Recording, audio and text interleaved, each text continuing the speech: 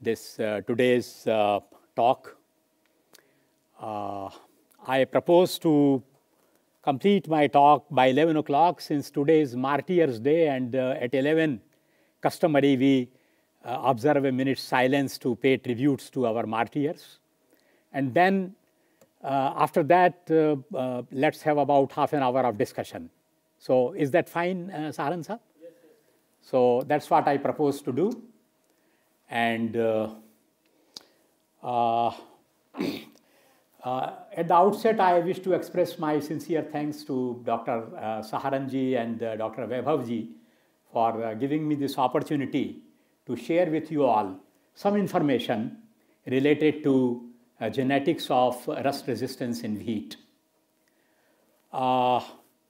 You might have, some of you might have played also and be familiar with a game we call Scrabble. Scrabble, are you familiar with? Have you played? It's a word game actually, where you have tiles of different letters from A to Z, and then you, suppose two players are playing, and then you choose a tile and then you add letters, tiles to make words actually. So we start with the letter A actually. Let us play Scrabble for a while actually, this game. Let us start with the letter A, which in itself is a word also. And then add T to it, it becomes 8, which is also a word. Then add an E before A, it becomes eat, another word. Then add an H before E, it becomes heat. And then add a W before H and it becomes wheat. So evolution of wheat and the development of rust-resistant varieties in wheat is very much like this Scrabble game. People have been, in fact, nature did the first thing. It's as you might be familiar with, that wheat is an allopolyploid. It's a hexaploid, the common wheat. And it has genomes from 3 diploid wheats actually, A, B, and D genomes. So it's a genetic engineering in nature actually. It's a transgenic species actually. It's a transgenic crop with receiving genomes from 3 different progenitors. So those who oppose these transgenic crops, we should tell them that nature is doing that actually. It is happening in nature, and wheat has evolved like that actually. It's a natural transgenic crop actually, and then we have transferred a number of genes from wild relatives and related species of wheats, Triticum durum, Triticum dicoccum, and a number of wild relatives. And we have been continually doing that and utilizing it for many traits, mainly disease resistance. So wheat is a complex crop, but then it's a challenging crop. And much has been done, but much needs to be done. And that's the beauty, because it always poses challenges to researchers to probe deeper and deeper. And then the deeper you probe, new questions arise. And as somebody says that our encyclopedia of knowledge is at the same time our encyclopedia of ignorance also. The more you probe. In fact, we had a professor at Minnesota, one Chet Miroka. He was director of graduate studies also. And he had 2 maxims. We used to call them Miroka's maxims. One is that the deeper you probe into something, more it expands. And the causality is multiple. The second maxim is causality is multiple. So although we talk about the resistance genes, still it is not just due to the resistance gene. The resistance is, the causality of the resistance is multiple. The resistance gene is a master switch. Here is a switch that we turn it on, and then the lights and AC and everything is turned on. But that is just a master switch. And in between you have the whole wiring and everything. So when the resistance gene switch is turned on, then a number of defense responses are activated, and then finally it leads to resistance. And then in wheat, you see a range of, so to say, resistance. As you all must be familiar, that immunity is absolute, but relative, absolute, but resistance is relative actually. And in wheat is a very good example actually, that you have from, say, we call them infection types, that is a totally compatible reaction or susceptible reaction of the host, which you can say infection type 4 actually, if we rate it from 0 to 4 scale as Steckman did.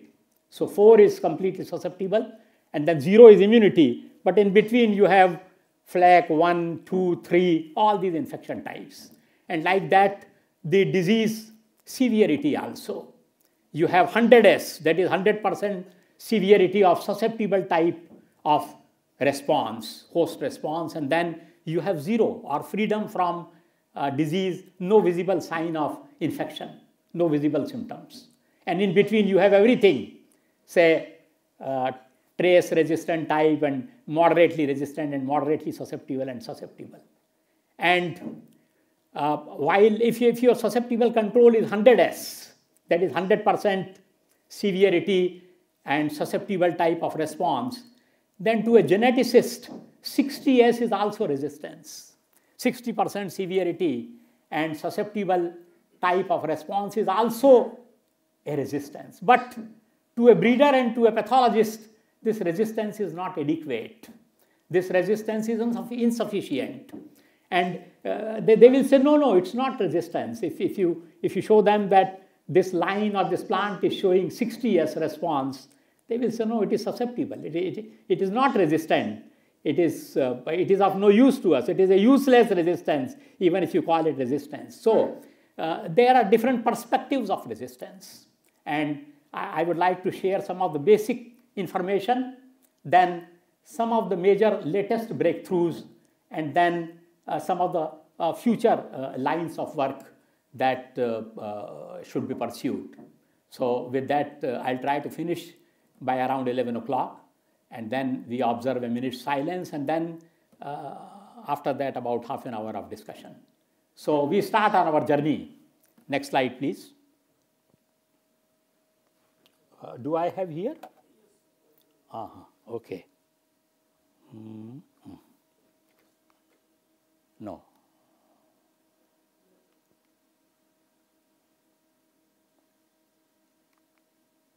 No, this one only. Yes, no, sorry, I don't know.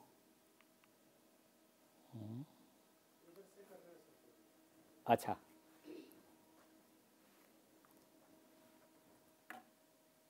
Next, please. So these are the 3 rust diseases of wheat. Stem rust, also known as black rust. Causal organism is Puccinia graminestratici. And then we have leaf rust or brown rust, also known as orange rust. Causal organism is Puccinia triticina. And stripe rust or yellow rust, causal organism is Puccinia striformis tritici. So these are the 3 wheat diseases and their pathogens. Next, please. Now, rust resistance breeding in wheat, use of host resistance for wheat rust management is the preferred method of managing rust diseases because it is effective, it is economic, and it is eco-friendly because we don't use any chemicals. And it is economic to the farmer, I should say, not to the program, because so many infrastructure, so many breeders, pathologists, and workers are working in research institutes and universities.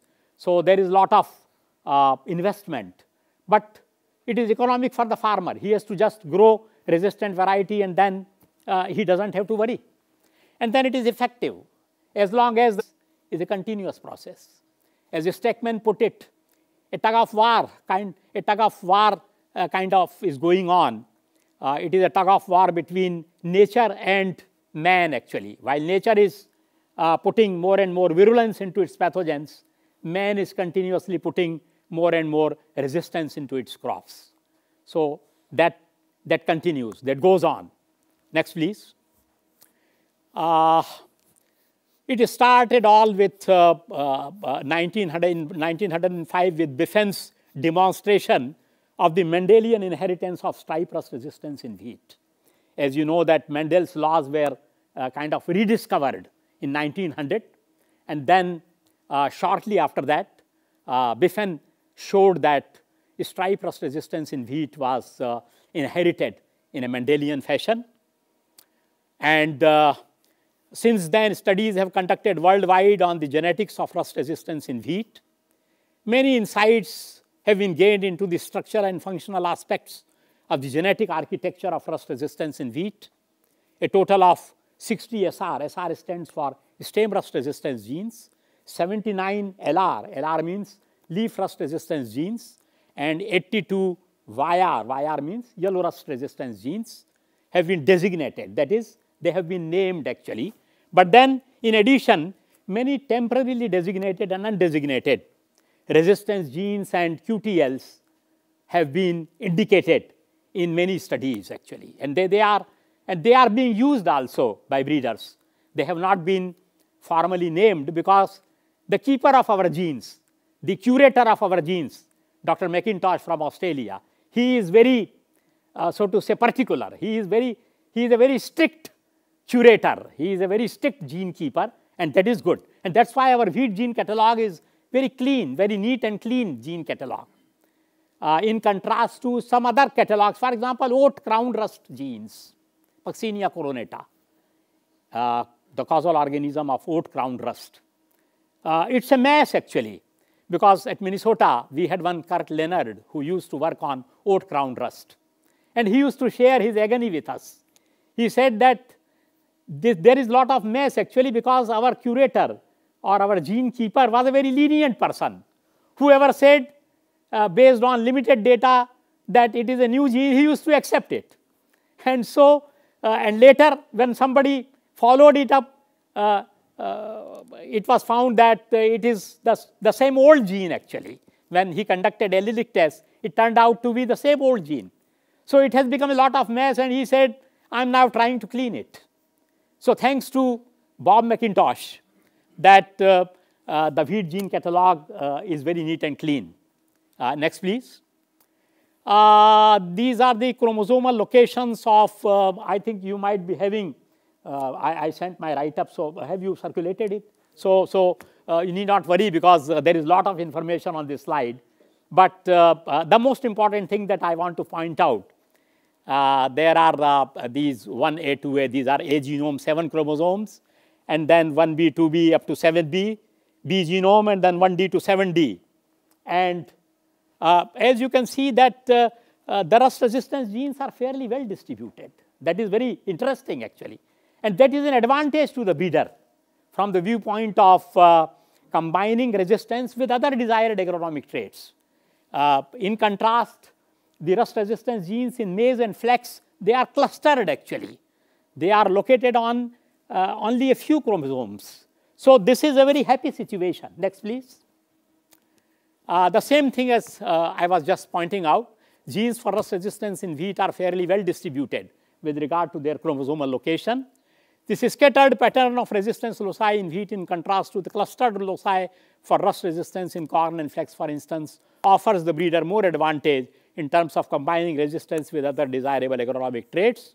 Another advantageous feature from the breeder's viewpoint is that relatively only a few loci, 3 SR, SR 7, 8, and 9, 5 LR, 2, 3, 14, 17, and 22, and 2 YR, YR3 and YR4 are multi-allelic. That is, you have a multi-allelic series, but otherwise they are all single loci. That is also an advantageous feature for the breeder. Next, please. As I was telling in the beginning itself, that number of resistance genes have been transferred from other Triticum species and wild relatives, and this slide precisely shows that. You have this slide also is there in your write-up, so don't worry about that. I need not haste in taking notes actually. So a number of these sources are there. Other, say, Triticum, some of the species, for example, this Triticum turgidum subspecies dicoccon, which is dicoccum wheat, and Triticum turgidum subspecies durum, which is durum wheat. Others are some of the rarely cultivated or wild relatives of wheat actually. So we have a number of all the three kinds of genes, SR genes, LR genes, and YR genes transferred from other relatives of wheat. Next, please. Now, another advantageous feature for a breeder toward breeding for multiple rust resistance in wheat is that there is a close linkage between several resistance genes. For example, SR2, LR27, and YR30, SR15, LR20, and all that. So you have some of the linkages we have where you have all the three rust resistance genes linked together. For example, SR24, LR24, YR71, SR31, LR26, YR9. And then you have some cases where you have one has been left actually, that also carries all the three genes. I have missed that here. No, it is here, SR38, LR37, YR17. So these are very useful linkages actually. It is like you go to the market and there is an offer that buy one and get two free. So it is like that. You transfer one gene and then you get resistance for three pathogens, all the three rust pathogens. Although some are effective, some are not very effective. For example, this SR31, LR26, YR9. This was transferred from rye, sickle cereal, Pitkas rye to wheat actually. A very useful translocation actually, 1B, 1R translocation it is popularly known as. So from the 1R chromosome of rye to 1B chromosome of wheat. And this chunk carries a powdery mildew gene also, PM8. But you see, the interesting thing is that LR26 failed early on actually. It became ineffective. In our country also we have some more than 12, 13 pathotypes, leaf rust pathotypes which are virulent to LR26. So soon it lost its effectiveness. YR9 was effective until say a good time, early 90s, and then this YR9 virulence came. And then 1999 this SR31 became ineffective. UG99, as you might have heard, the pathotype. And there is no magic about this UG99 name. UG stands for Uganda, and 99 is the year 1999, when the virulence to SR31 was reported from Uganda. So, so you see, it is the same chunk of chromosome, and the three genes are closely linked.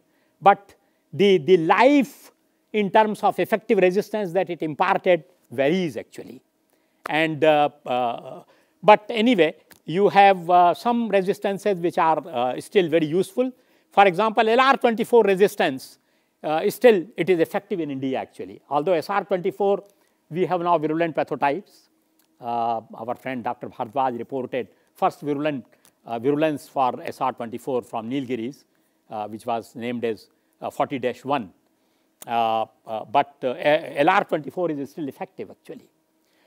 So that's how the linkage works actually, and some of the genes are very tightly linked, some of the genes are not that tightly linked, and you get crossing over or recombinants between them. Next, please.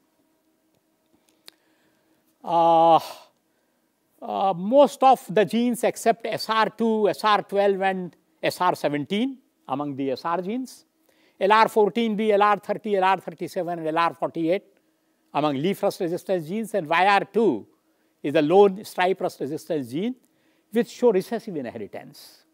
But barring these genes, all other resistance genes show dominant inheritance.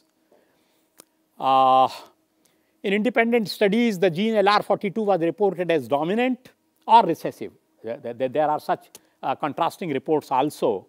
And then the gene SR6 may behave as dominant or recessive depending upon the pathogen culture, temperature, and host genetic background. So these are some, so to say, exceptions to the rule. Next, please.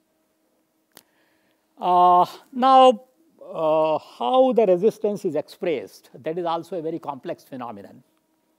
At least 3 factors influence the expression of resistance. There are many more, but 3 factors are more important.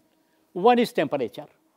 Some of the genes, like these SR genes from SR6 to SR52, these LR genes from LR11 to LR37, they are more effective below 20 degrees C. Then you have SR13, SR21, and SR23, LR13, LR16, LR17, and LR23, and YR17, which are more effective at warmer temperatures. And then you have genes for HTAP. HTAP means high temperature adult plant resistance.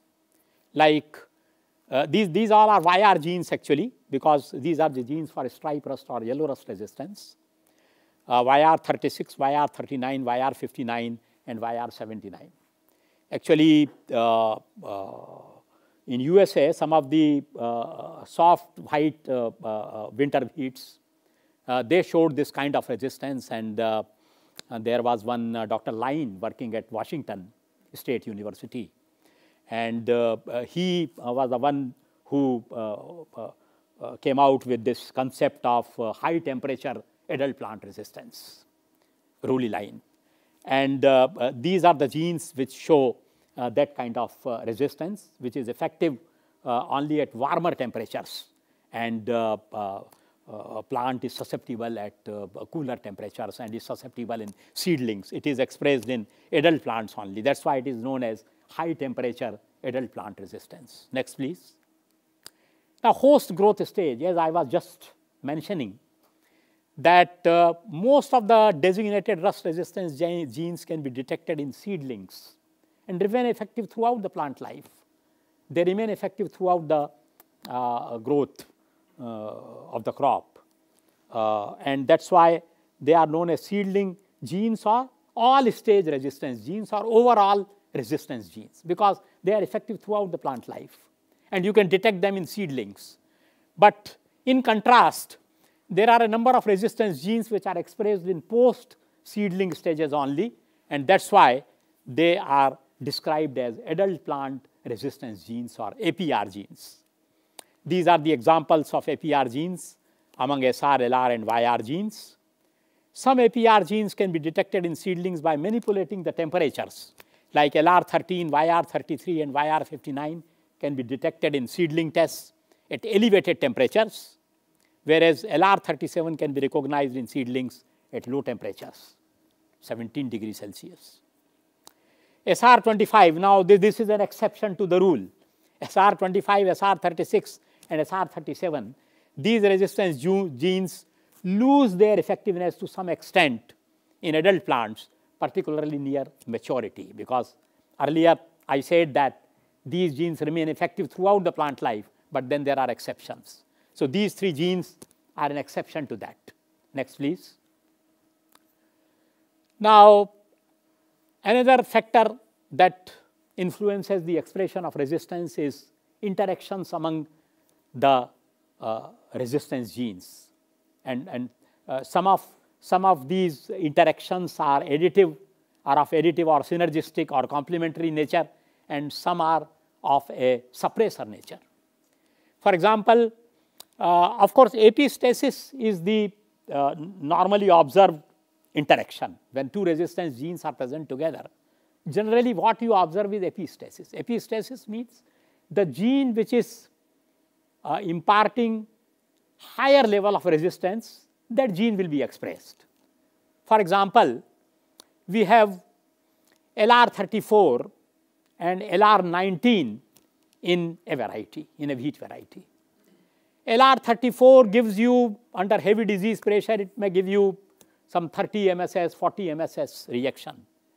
LR19 gives immunity actually, no visible symptoms of the disease. When the 2 genes are together, that means LR34 and LR19, what you see is no visible symptoms of the disease, freedom from disease, because LR19 is expressed actually. It is because it is conditioning a higher level of resistance. So the gene that conditions higher level of resistance will be expressed. That is the thumb rule, and that generally is the case actually. So, and this is known as epistasis. But then there are additive effects observed. For example, enhancement of LR16 by LR13, paired combinations of several LR genes either with LR13 or with LR34 had enhanced resistance relative to either parent. SR7 and SR12 interacted, resulting in significantly higher levels of resistance than that conferred by either gene acting alone. LR75 and presumably LR14A increased the leaf rust resistance of Swiss cultivar Arena. A QTL on 5BL enhanced the leaf rust resistance conditioned by the gene LR46. Additive interaction for resistance to leaf and stripe rust among LR46, YR29, and 3 to 4 QTLs in RILs derived from this Evocet by Kundan Cross. YR81 interacted with YR18 towards enhanced stripe rust resistance. YR82 interacted with YR29. So like that, these different examples of additive effects or synergistic effects of the interaction of the resistance genes are there. Next, please. Complementary effects have also been observed. For example, these two leaf rust resistance genes, LR27 and LR31, they complement each other and lead to a resistance response in wheat variety Gacher. But when these genes are separated individually, they are not effective. LR27 individually is not effective. LR31 individually is not effective, but when you bring the two together, you get resistance. Similarly, the YRA resistance in Evocet R, Evocet, there are two selections, Evocet R, Evocet S. S is susceptible, R is resistance. So they are resistant. So this Evocet R resistance, which is popularly known as YRA resistance, it is conditioned by two complementary genes, which have been named as YR73 and YR74. Now, there are some cases of suppressor effects also. These are the cases where we have additive, synergistic, or complementary effects, but then there are suppressor effects also. For example, SULR23 is a gene-specific suppressor of LR23 gene. SU stands for suppressor. Canthech 7DL suppressor suppressed SR genes from A or B genome. Suppressors on 1D and 3D prevent expression of SR genes on 1B, 2B, and 7B, and LR genes on 2B and 4B. A YR18 suppressor was reported in 4 Chinese land races, and fast rusting to stem rust was observed in the lines which carried LR28 and LR32. So it is believed that some suppressors were closely linked to these genes and they suppressed the stem rust resistance. Next, please. Now, what are the mechanisms of rust resistance? Basically, 3 mechanisms have been recognized. One is surface localized receptors that recognize pathogen-associated molecular patterns and activate PAMP, that is pathogen-associated molecular patterns, triggered immunity. Second, race-specific resistance conferred by intracellular immune receptors that recognize pathogen effector proteins and activate effector-triggered immunity. And third is race non-specific broad spectrum partial disease resistance via different pathways actually. Next, please. A number of rust resistance genes in wheat have been cloned actually. So this is a list of the resistance genes that have been cloned. And that is how we know their resistance mechanism. Most of them encode intracellular nucleotide binding leucine-rich repeat receptors, NLRs, which recognize pathogen-secreted effectors delivered into the host cytoplasm. You might recall the gene for gene hypothesis of Floer actually. It says that for every resistance gene in the host, there is a corresponding avirulence gene in the pathogen. And when the two handshake, it results in resistance. That handshake leads to resistance. That means when the avirulence gene in the pathogen is recognized by the corresponding resistance gene in the host, then you get resistance. And now the molecular studies have proved that Floer's hypothesis was right. And that's why now we call it Floer's theory, gene for gene theory. Now it's no more a hypothesis actually. And he did a lot of sustained work actually, and I had the good fortune of visiting his small room at Fargo actually in North Dakota, where Floer used to work actually. And it was a sustained work, many years. He worked on this flex rust, Linum uctaticemum and Melamsora linei, and came out with this, finally, this gene for gene hypothesis. So now the molecular, now we have molecular evidence for this gene for gene theory. What happens that this host resistance gene is encoding a protein, and as now we know, most of these genes are encoding these nucleotide binding leucine rich repeat proteins actually, and they kind of interact. It is a protein-protein interaction. The avirulence gene, the corresponding avirulence gene is in the pathogen is also encoding a protein. There is a protein-protein interaction, and then this triggers or activates a cascade of defense responses, ultimately leading to resistance. So that is how it happens actually. And now recently, it has been shown that that there was some change. How then pathogen overcomes this resistance? So it was thought that again it was hypothesized that pathogen undergoes a change. A mutant is evolved actually, and this mutant encodes a protein now, which is no longer recognized by the host protein actually, host resistance gene protein. And so it escapes recognition, and there is no handshake, there is no recognition, and so the defense response is not activated, and you don't get resistance, you get a susceptible response. So now we have molecular evidence for two resistance genes, SR35 and SR50.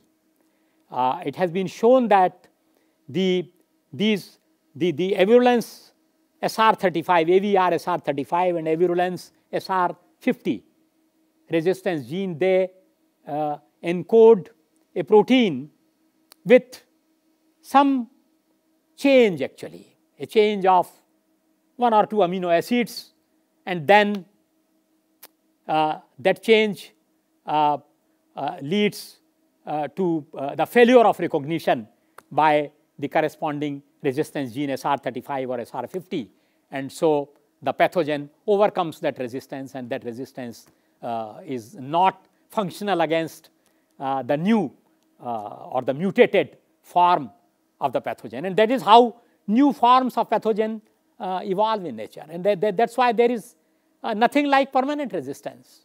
Very close to that resistance is what Roy Johnson called durable resistance. He defined durable resistance as resistance that remains effective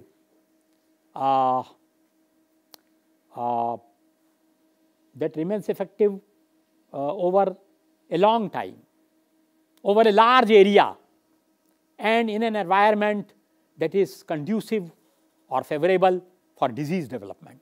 So these are the 3 criteria. One is that the resistance has to be utilized, used over a large area, not in your nursery. If you have few lines and you say that these lines are showing durable resistance. No, that is not a test of durable resistance. If you have a variety being grown over thousands of hectares, and then it is being grown over years, not 1 or 2 years, several years, many years. And then in an environment that is favorable for disease development, if you grow your resistant variety in Jaisalmer and you say that it is resistant to rust, no, that's not a test. You grow your variety in an environment which is favorable for disease development. Say Dholakua in Himachal Pradesh for stripe rust. If there you don't get the disease, if there your variety is resistant, then you can say yes, it is resistant. So very close to permanent resistance is durable resistance, but then we have to be very careful that it is a concept of retrospective nature. The past experience, from the past experience we say that this variety has durable resistance, this resistance is durable. But the past performance doesn't guarantee future performance. And it's not, so to say, for example, this SR31 resistance. We thought that this resistance, and it was durable, it worked for more than 30 years since this Viri series of wheats were developed at Summit, Mexico, which carried this 1B1R translocation, carrying this chunk of chromosome, SR31, LR26, YR9, PM8. And SR31 was effective until 1999 when this UG99 came up actually and defeated that resistance gene. Another misnomer is breakdown of resistance. This is a wrong description. Generally, we say that the resistance breakdown. There was a breakdown of resistance. No, resistance didn't break down. The resistance that breeder incorporated into the variety, that resistance is still there. And it is still effective, but the pathogen has changed. The pathogen has changed. New forms of pathogen have evolved, which are overcoming that resistance. So that resistance is no longer functional to the new forms of the pathogen. So it is non-functionality of the resistance in view of the evolution of the pathogen and not breakdown of resistance. So these are all the cloned rust resistant genes. Yeah, we have talked about these. Next, please. Now there are some exceptions, as I was telling you earlier.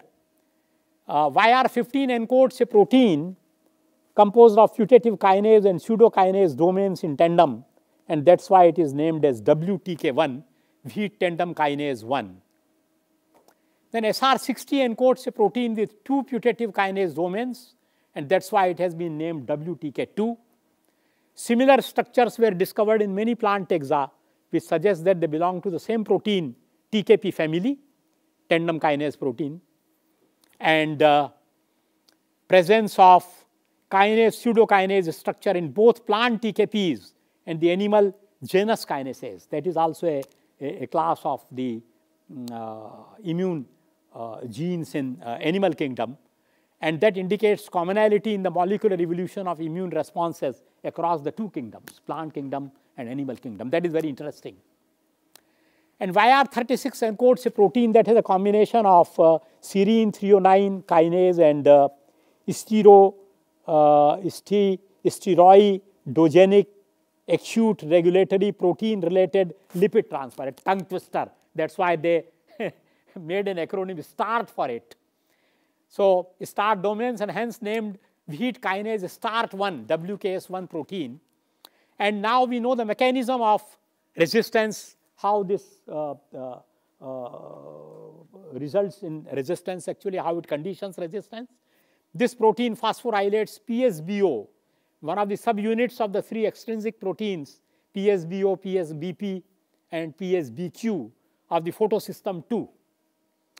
The phosphorylation of PSBO works as a switch to perturb or disturb PS2 function, inducing chlorosis and reduce the growth of the pathogen Puccinia striformis tritici, that is yellow rust pathogen.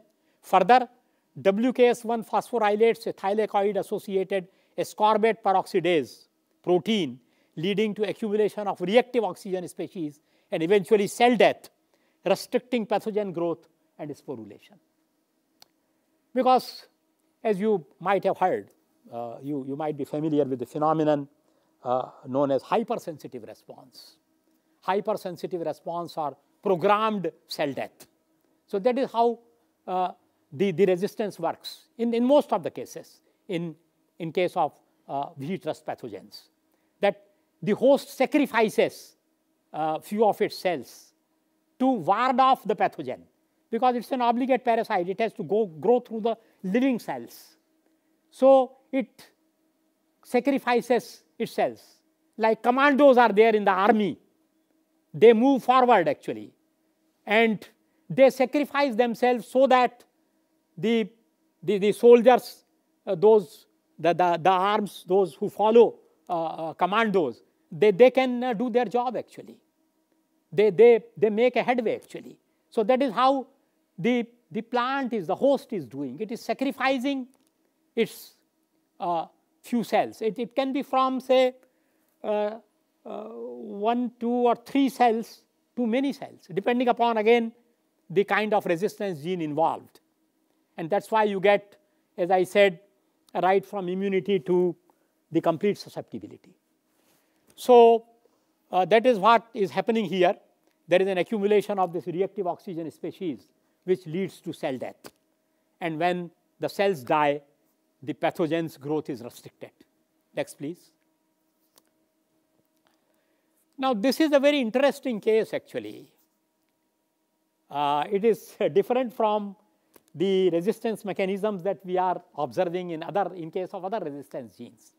This particular resistance gene, YR46, LR67, they are very closely linked, or as we will see in next slide, it is the same locus or the same gene with pleiotropic effect.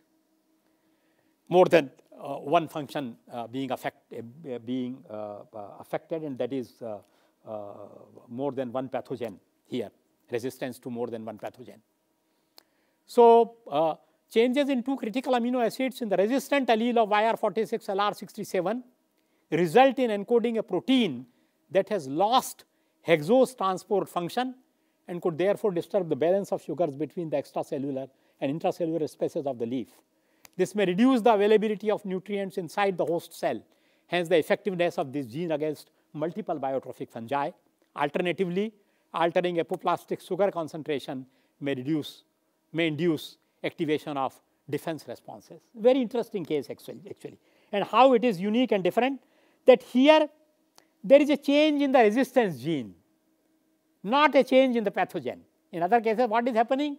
There is a change in the pathogen. A virulence gene of the pathogen is mutating, and so that the resistance gene is not able to recognize. The protein encoded by the resistance gene is not able to recognize. But here there is a change in the resistance gene. So the resistant allele of this gene, it has lost its hexose transport function because of the change in 2 amino acids, what we call point mutations. And now because it has lost the hexose transport function, sugar or nutrients is not available to the pathogen, and it is put to starvation actually, the pathogen, and hence it is unable to grow. And then there is a second gene, LR34YR18. This has been shown to encode an ATP binding cassette transporter, popularly known as ABC transporter. However, the basis of resistance and the substrates of this ABC transporter are yet unknown. We don't know. But then this is also a different mechanism. So these are the genes which have a different resistance mechanism, different from other resistance genes. Next, please.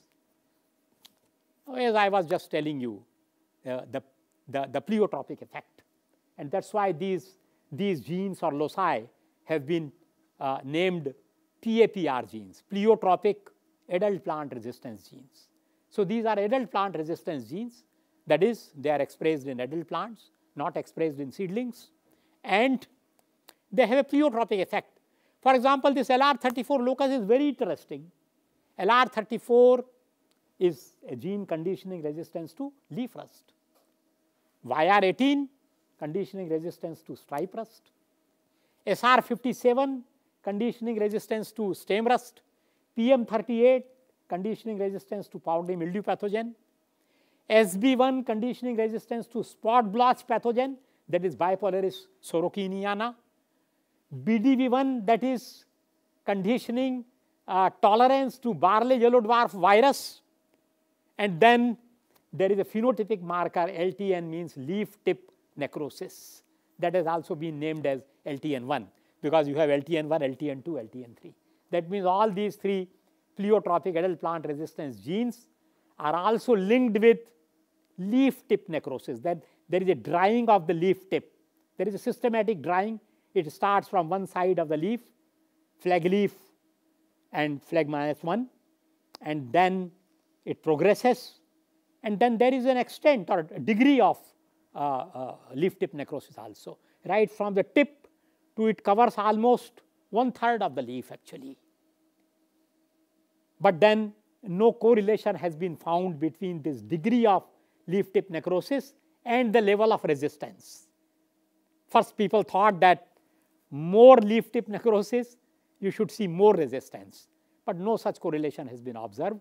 And moreover, this leaf tip necrosis is influenced by environment. In some environments, it is more profoundly expressed.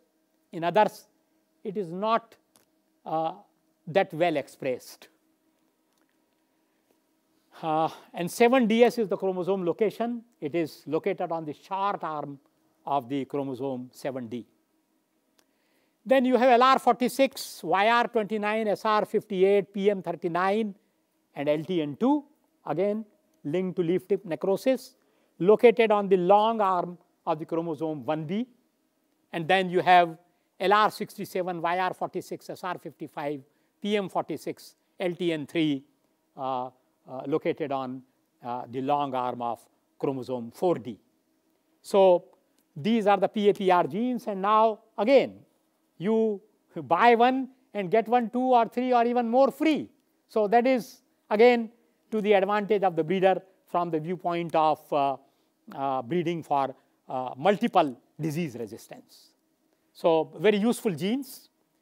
And these two genes, as I showed in the last slide, LR34 plus and LR67 plus have been cloned actually.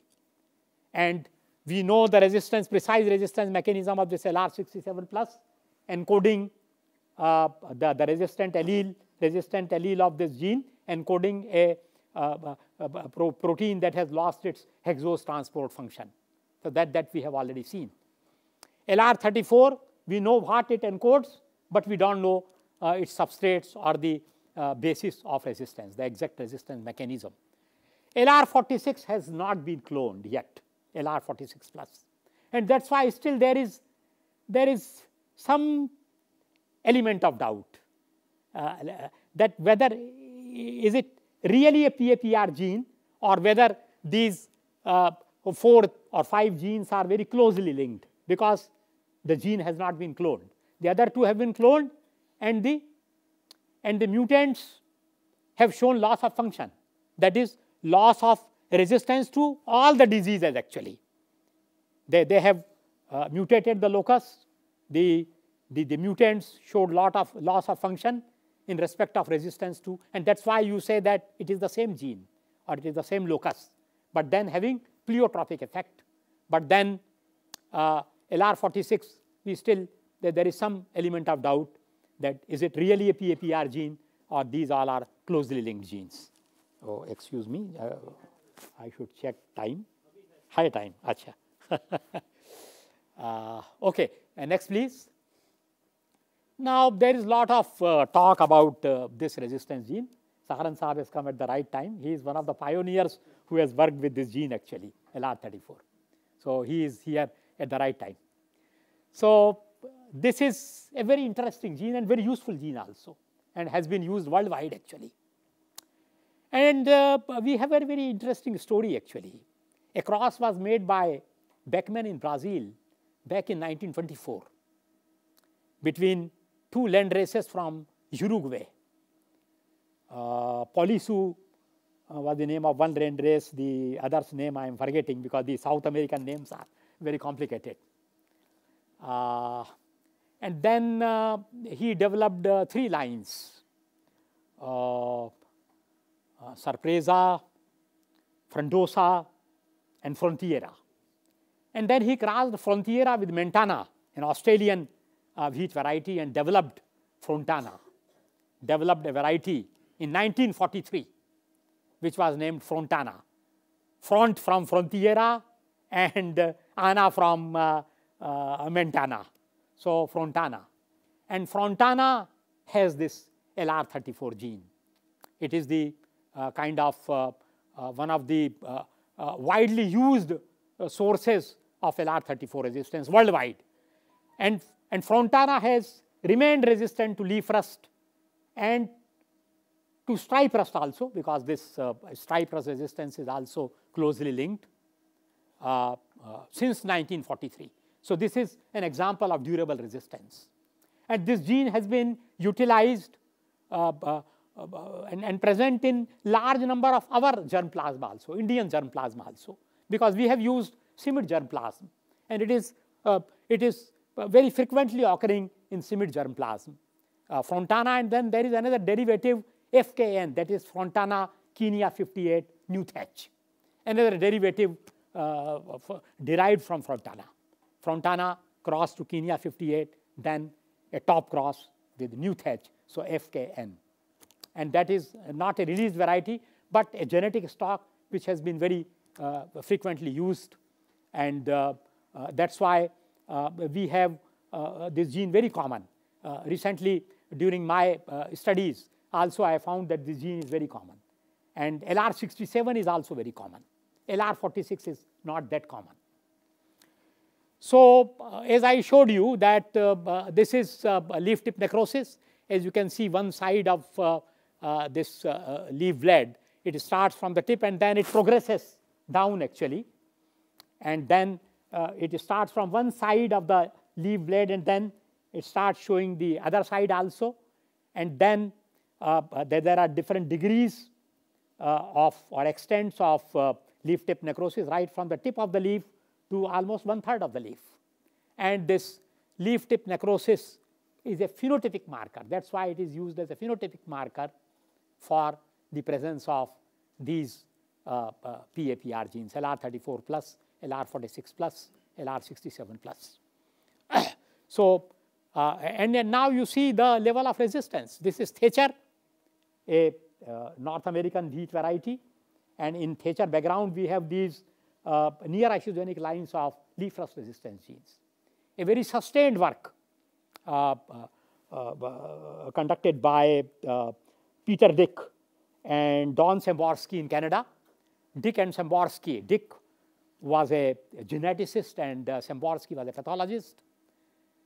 So at Winnipeg, in the Rust laboratory, they developed these near isogenic lines. For many years, they worked. So that is again a classic work.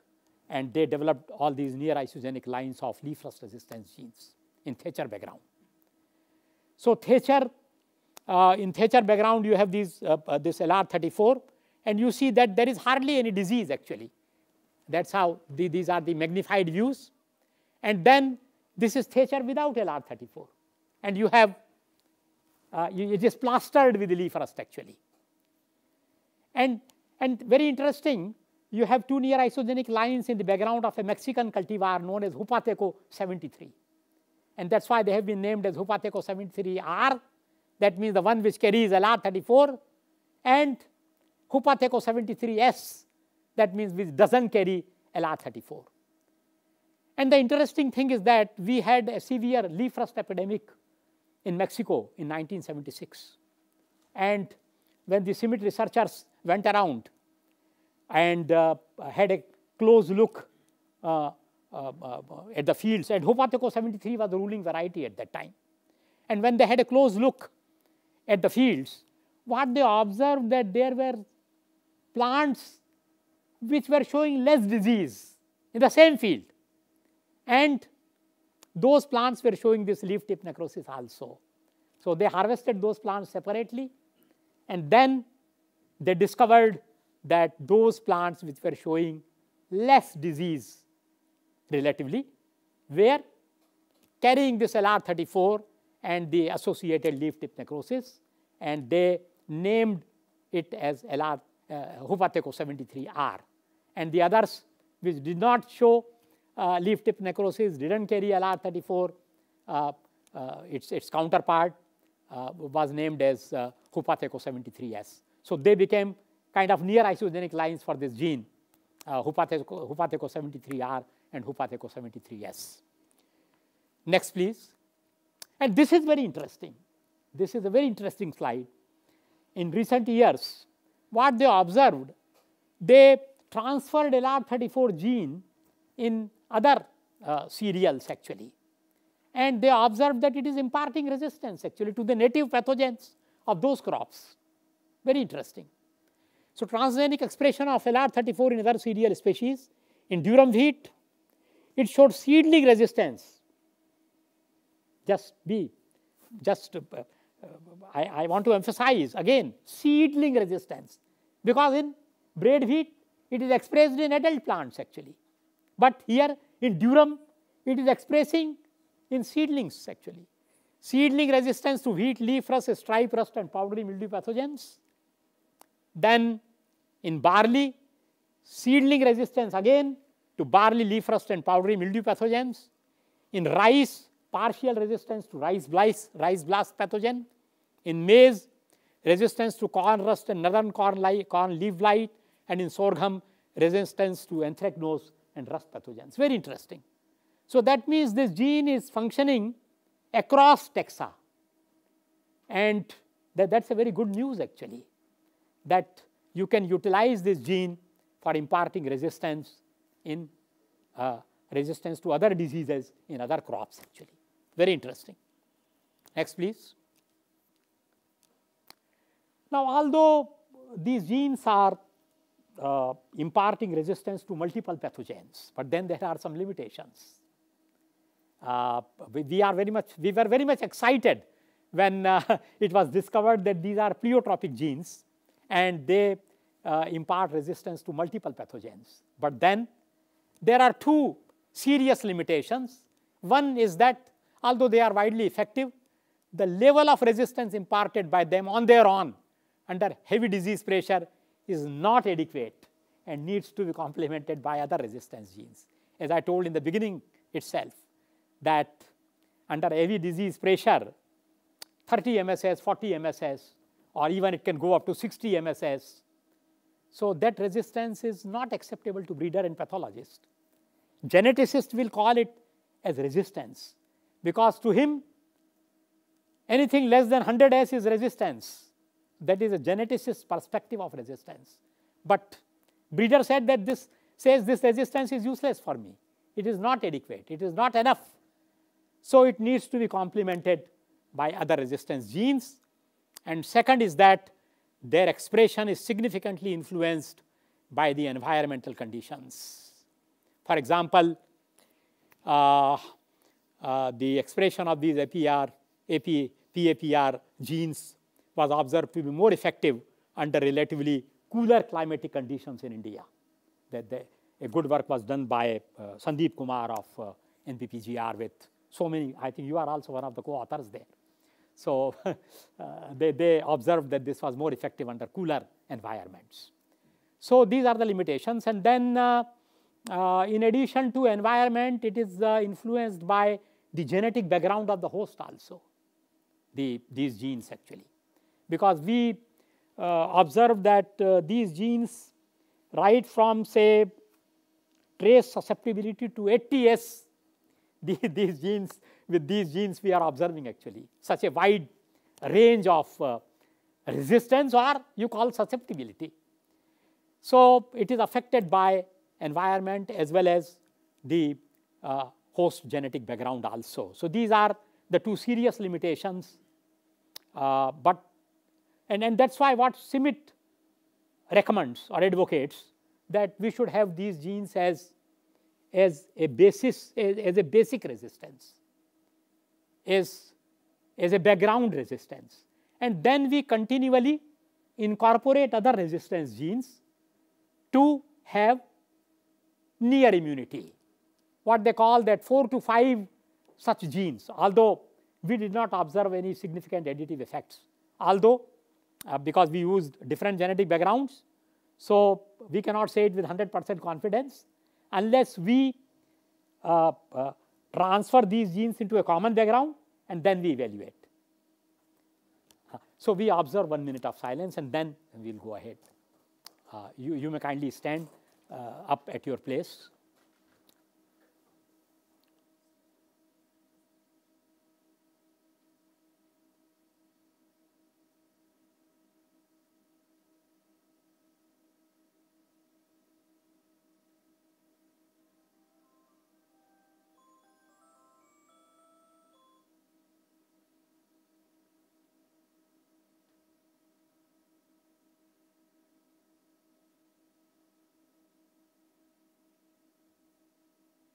Om Shanti, Shanti, Shanti. Betty, please. Next, please. Yeah, so I was telling that unless we bring these genes in a common background, individually and in different combinations, and then we evaluate, then only we can say with confidence whether these genes are showing any additive effect or not. But the genes which have been observed to give additive effect have been reported by CIMMYT workers. They are different genes actually, QTLs, which individually give a very minor effect, and that's why they are called minor genes also. Minor genes, major genes. Sometimes people are confused. That means minor gene means a small gene with a small sequence, and major gene means a big gene with large sequence. No, it is not like that. It is the effect. Major gene gives a major effect. Minor gene gives a minor effect. So that's why they are major genes and minor genes. And when you pyramid or bring together 4 or 5 such minor genes which individually have a small effect, but together they exert a large effect. That means they impart a high level of resistance which is near immunity, close to immunity. Next, please. No, I think did we miss the last slide? Can you go to the last slide, please? No, last slide. Back. No, back, please. Back. Again, back. Yeah.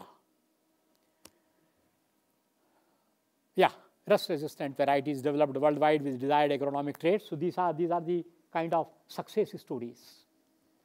Rust-resistant varieties have been developed worldwide with desired agronomic traits. Recurrence of rust epidemics greatly reduced, and no major wheat rust epidemic in India for nearly past 5 decades. So very good news. But then we are cautioned. Next, please. We are cautioned by our seniors, like rust never sleeps, Borlaug said. Steckman said rust pathogens are shifty enemies. And someone said, I don't know who is the authority. If you turn your back on rust, it will rise up and stab you in the back. And that's why we cannot be complacent. We have to be continuously on our toes. We have to keep trying to identify new sources of resistance, use those sources of resistance in our varieties. Because recent spread of rust diseases in new areas and appearance of new virulent strains of rust pathogens, perhaps due to the effects of climate change and globalization, are posing new challenges to rust resistance breeding in wheat. Next, please. Now, these are some of the examples. As I said, new virulences, new areas, spreading in new areas. So this UG99 race group, UG99, as I explained earlier, stem rust race, discovered in Uganda in the year 1999. Virulent to stem rust resistance gene SR31, which was effective worldwide until that time for over 30 years. It is continuously mutating and migrating. Disturbing news is that to date we have 15 variants or mutants of this race group, and this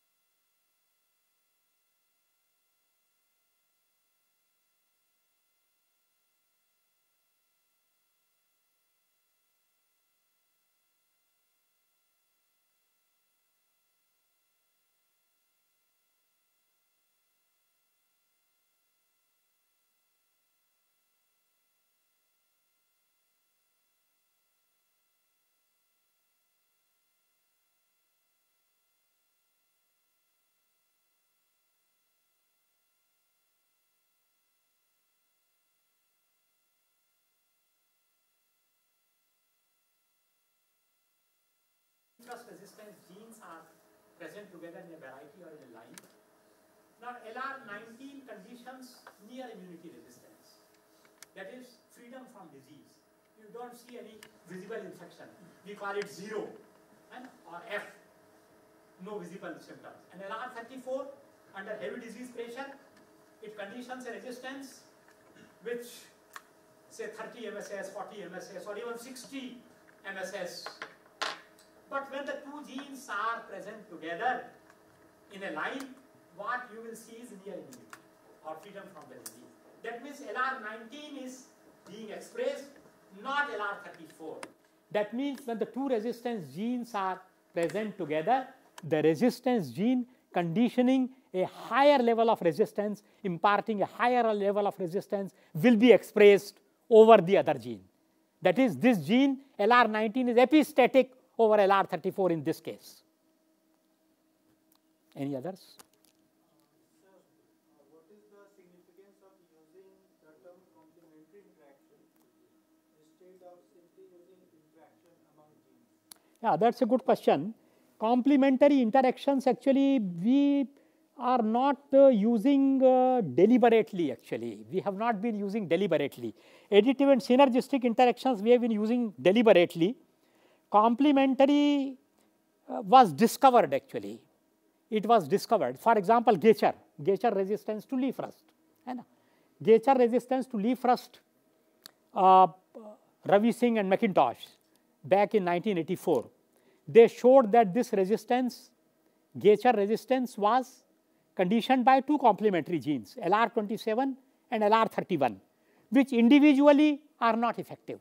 But when the two are present together, you see resistance. So this was kind of discovered later. This was not Geicher resistance. We didn't know that, actually, that this was due to two complementary genes. Ravi Singh and McIntosh revealed that this resistance, Geicher resistance, was being conditioned by two complementary genes, LR27 and LR31. And similarly, recently, this YRA resistance in Evocet R has been shown to be conditioned by two complementary genes, YR73 and YR74. So these are the complementary effects which were discovered. But it will maybe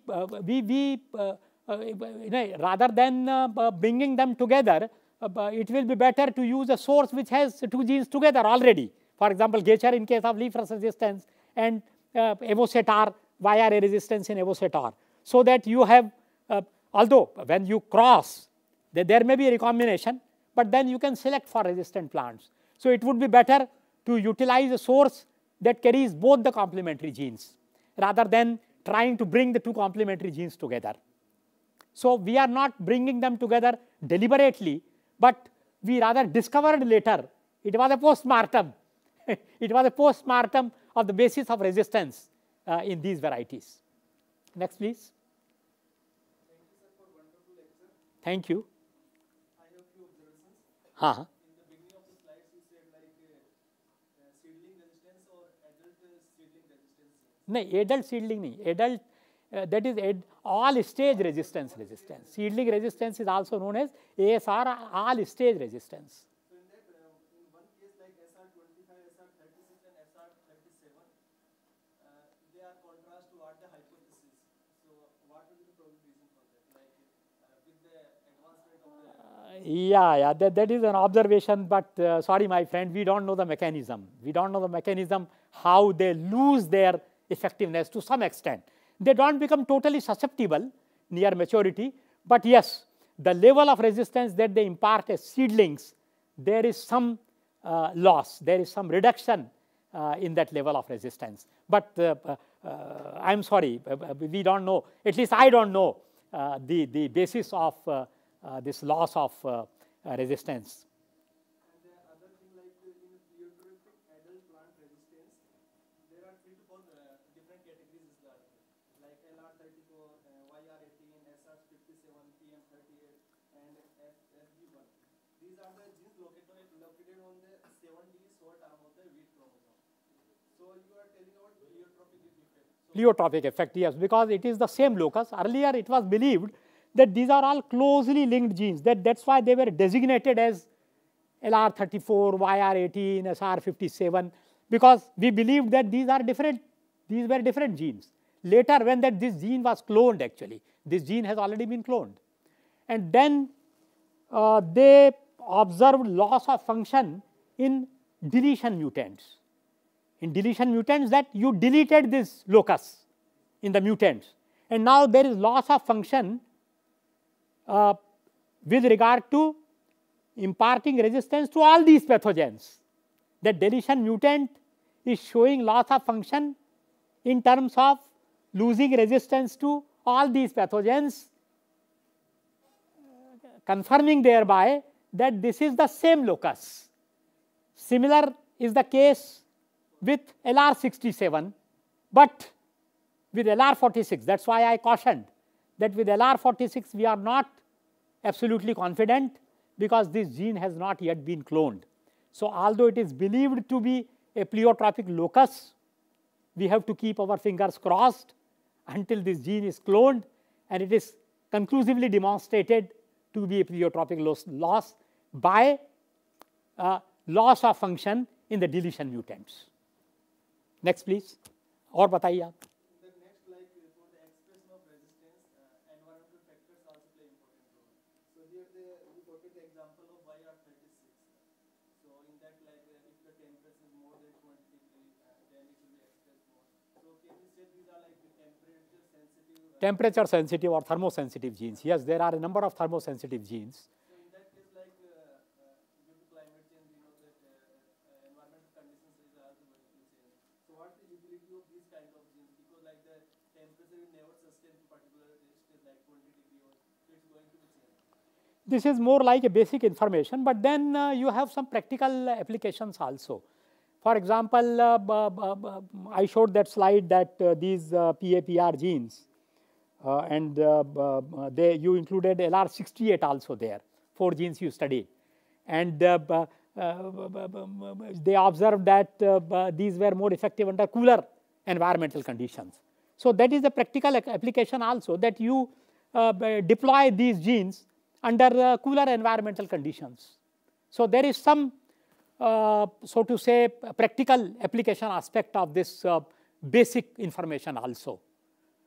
And then some of the genes, because most of those genes are not very useful genes also. That is more of academic interest, actually, I can say, rather than. But then those genes which are very effective genes, if they are also thermosensitive, you can put it to practical use also. Thank you very much, and I am happy that you very carefully you attended and took notes, actually. So I am very happy. Any more? Any other questions?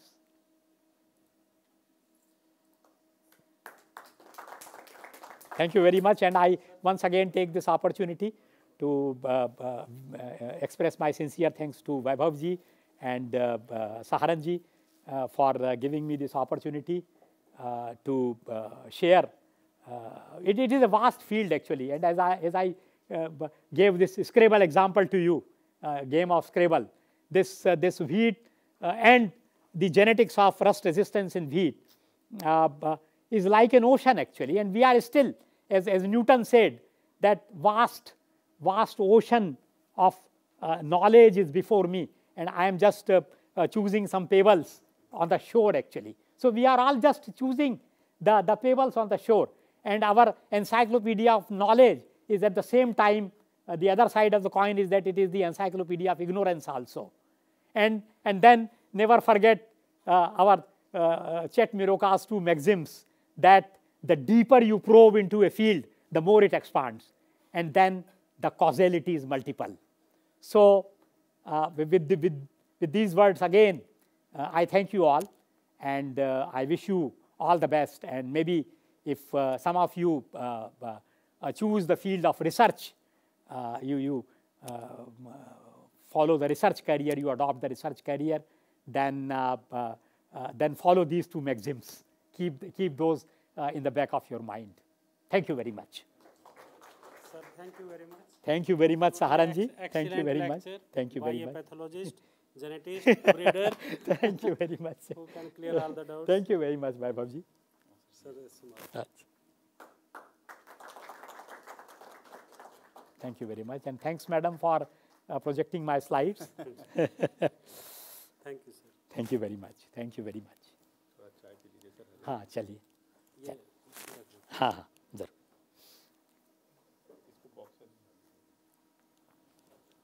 आइए आपके father कैसे हैं हाँ